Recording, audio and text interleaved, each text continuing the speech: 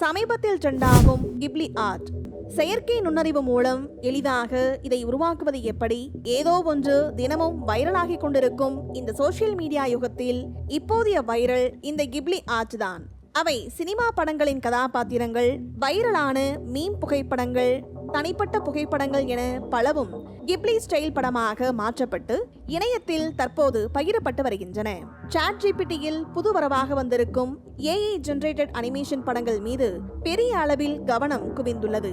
Open AI நிறுவனத்தின் சாட்ஜிபிடியில் digital புகைப்படத்தை பகிர்ந்து generate this image in the style of Studio Ghibli என்று டைப் செய்தால் எந்த ஒரு டிஜிட்டல் போட்டோவையும் அழகாக ஜப்பான் ஸ்டைல் கிப்லி ஆர்ட் அனிமேஷனாக வரைந்து கொடுக்கிறது.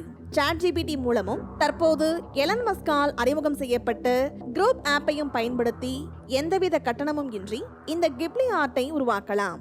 இந்த கிப்லி ஆர்ட் என்ற சொல் அரபிக் மொழியிலிருந்து வந்தது என்று கூறுகிறார்கள்.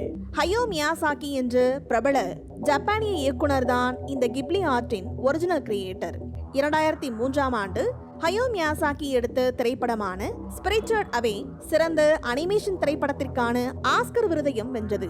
அப்படிப்பட்ட அனிமேஷனை இப்போது ஒரே கிளிக்கில் சாதாரண டிஜிட்டல் போட்டோவை நொடி பொழுதில் கிப்லி ஆர்ட் ஸ்டைலில் மாற்றிவிடுகிறது செயற்கை நுண்ணறிவு.